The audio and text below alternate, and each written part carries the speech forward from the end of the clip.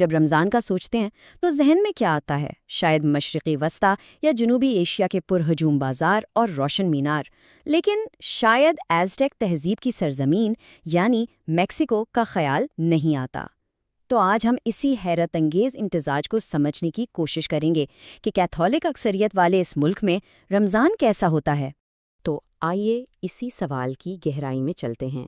ایک ایسے ملک میں جہاں اسلام ایک بہت چھوٹی اقلیت کا مذہب ہے، وہاں روزے، عبادت اور کمیونٹی کے کیا معنی ہیں؟ یہ ایک ایسی کہانی ہے جو ایمان، ثقافت اور شناخت کے بارے میں بہت کچھ بتاتی ہے۔ اچھا، تو اسے سمجھنے کے لیے سب سے پہلے یہ جاننا ضروری ہے کہ میکسیکو میں مسلم کمیونٹی ہے کیسی۔ یہ کوئی ایک جیسا گروہ نہیں، بلکہ مختلف پس منظر کا ایک بہت ہی دلچسپ امتزاج ہے۔ ذرا سوچئے، میکسیکو کی تقریباً 13 کروڑ کی آبادی میں مسلمانوں کی تعداد صرف 10 سے 20 ہزار کے بیچ ہے۔ یہ اتنی چھوٹی اقلیت ہے کہ ان کا تجربہ ملک کے غالب ثقافتی دھارے سے بہت مختلف ہونا لازمی ہے۔ اب اس کمیونٹی کے بارے میں جو چیز واقعی دلچسپ ہے وہ اس کا تنوع ہے۔ اس میں 20ویں صدی کے شروع میں آنے والے عرب مہاجرین کی نسلیں بھی ہیں، حال ہی میں آنے والے پاکستانی اور بنگلہ دیشی بھی، اور وہ مقامی میکسیکن بھی جنہوں نے اسلام قبول کیا ہے۔ اور سب سے منفرد چیاپاس ریاست کی مقامی مایا کمیونٹیز ہیں، جنہوں نے اپنی صدیوں پرانی روایات کے ساتھ اسلام کو ملا کر ایک نئی پہچان بنائی ہے۔ یہ کمیونٹی زیادہ تر بڑے شہروں جیسے میکسیکو سٹی، گواڈلاہارا اور مونٹری کے ساتھ ساتھ جنوبی ریاست چیاپاس کے کچھ علاقوں میں آباد ہے۔ یہی وہ جگہیں ہیں جہاں رمضان کے دوران اجتماعی زندگی کا احساس سب سے زیادہ مضبوط ہوتا ہے۔ تو اب جب ہم یہ جان گئے ہیں کہ یہ کمیونٹی کون ہے، آئیے دیکھتے ہیں کہ وہ اپنے ایمان پر، خاص طور پر رمضان میں عمل کیسے کرتے ہیں۔ اور یہاں کلیدی لفظ ہے خاموشی۔ اور یہ سلائیڈ اس خیال کو بالکل واضح کر دیتی ہے۔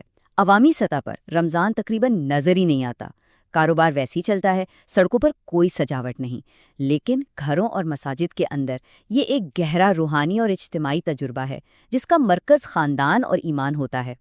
رمضان کا آغاز بھی بہت سادگی سے ہوتا ہے۔ اسلامی مراکز چاند نظر آنے کا اعلان کرتے ہیں اور لوگ ایک دوسرے کو عربی اور ہسپانوی زبانوں کے ملے جلے انداز میں رمضان مبارک کہہ کر مبارکباد دیتے ہیں۔ یہی چھوٹی چھوٹی چیزیں کمیونٹی کو آپس میں جوڑے رکھتی ہیں۔ اب چونکہ مساجد اور اسلامی مراکز بہت کم ہیں، اس لیے رمضان میں ان کا کردار اور بھی اہم ہو جاتا ہے۔ یہ جگہیں صرف نماز کے لیے نہیں ہوتی، بلکہ تراویح، ہسپانوی زبان میں دینی دروس اور خاص طور پر ہفتے کے آخر میں ہونے والی اجتماعی افطار کے ذریعے کمیونٹی کا دل بن جاتی ہیں۔ تو یہاں سمجھنے کی بات یہ ہے کہ چونکہ میکسیکو میں رمضان کی کوئی سرکاری چھٹی یا رعایت نہیں ہوتی، روزہ رکھنا ایک بہت ہی ذاتی عمل بن جاتا ہے۔ لوگ کام اور اسکول میں خاموشی سے اپنا روزہ پورا کرتے ہیں، جو ان کے ذاتی عزم اور ایمان کو اور بھی مضبوط کرتا ہے۔ چلیں اب بات کرتے ہیں اس پہلو کی جہاں ثقافتیں سب سے خوبصورت اور مزیدار طریقے سے ملتی ہیں۔ جی ہاں، کھانا۔ رمضان کا مطلب افطار، اور میکسیکو میں افطار کا دسترخوان واقعی دو دنیاؤں کا سنگم ہے۔ ذرا تصور کریں ایک ایسے دسترخوان کا جہاں مشرق وسطی کے ذائقے میکسیکو کے روایتی کھانوں سے مل رہے ہیں۔ یہی وہ جگہ ہے جہاں اس کمیونٹی کا متنوع ورثہ ایک ساتھ نظر آتا ہے۔ یہاں دیکھیے، ایک طرف عرب دنیا کے کلاسک پکوان ہیں جیسے کبا، سموسے اور گوشت والے چاول، تو دوسری طرف میکسیکو کے مشہور کھانے حلال طریقے سے تیار کیے گئے ہیں، جیسے حلال گوشت سے بنے ٹاکوز، میکسیکن چاول اور پھلیاں۔ واقعی ذائقوں کا ایک شاندار امتزاج ہے۔ افطار کے مقابلے میں سحری یعنی فجر سے پہلے کا کھانا اکثر بہت سادہ اور عملی ہوتا ہے۔ اس میں عام طور پر روٹی یا مقامی ٹورٹیلا، انڈے، پھل اور کوئی مشروب شامل ہوتا ہے تاکہ دن بھر کے روزے کے لیے توانائی مل سکے۔ لیکن ظاہر ہے یہ تجربہ ہمیشہ آسان نہیں ہوتا۔ ایک چھوٹی کمیونٹی ہونے کی وجہ سے میکسیکو کے مسلمانوں کو کچھ حقیقی چیلنجز کا سامنا بھی کرنا پڑتا ہے، مگر یہی چیلنجز انہیں ایک دوسرے کے اور بھی قریب لے آتے ہیں۔ جیسا کہ یہاں دیکھا جا سکتا ہے، چیلنجز کئی طرح کے ہیں۔ مساجد کم ہونے کا مطلب ہے کہ اجتماعی عبادت کے لیے لمبا سفر کرنا پڑ سکتا ہے۔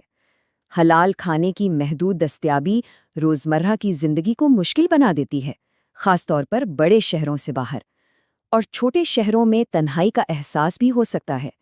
ان سب کے ساتھ ساتھ اسلام کے بارے میں عمومی آگاہی کی کمی اور ہسپانوی زبان میں معیاری دینی تعلیم کی ضرورت بھی اہم مسائل ہیں۔ ان چیلنجز کے جواب میں یہ کمیونٹی بہت فعال ہے۔ رمضان میں وہ صرف خیرات ہی نہیں کرتے بلکہ جان بوجھ کر رابطے بھی بناتے ہیں۔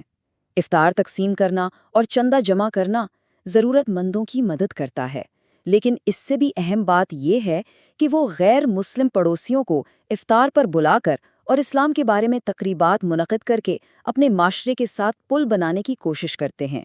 یہ سب غلط فہمیوں کو دور کرنے اور باہمی احترام کو بڑھانے کی ایک مخلصانہ کوشش ہے۔ اور پھر روزوں اور عبادت سے بھرے ایک مہینے کے بعد جشن کا وقت آتا ہے، لیکن میکسیکو میں عید الفطر بھی کمیونٹی کے کردار کو ہی ظاہر کرتی ہے۔ یہ سادہ، پروقار اور اجتماعیت پر مبنی ہوتی ہے۔ عید کا دن اجتماعی نماز سے شروع ہوتا ہے، جو اکثر کسی مسجد یا کرائے کے ہال میں ہوتی ہے۔ اس کے بعد لوگ ایک دوسرے سے ملتے ہیں اور مل کر کھانا کھاتے ہیں۔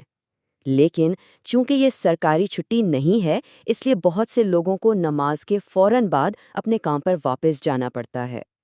تو آخر میں میکسیکو میں رمضان کا تجربہ ایک خاموش لیکن بہت مضبوط اور لچکدار ایمان کی کہانی ہے۔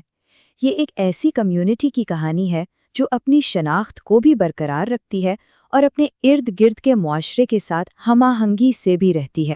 قدیم تہذیبوں اور متحرک ثقافت کی اس سرزمین میں رمضان ایک چھوٹی لیکن مستحکم اور روشن روشنی کی طرح ہے، جو وہاں کے مسلمانوں کے دلوں کو منور کرتی ہے۔ یہ ایک ایسا ایمان ہے جو خاموشی سے پروان چڑھتا ہے، لیکن اس کی چمک بہت گہری ہے۔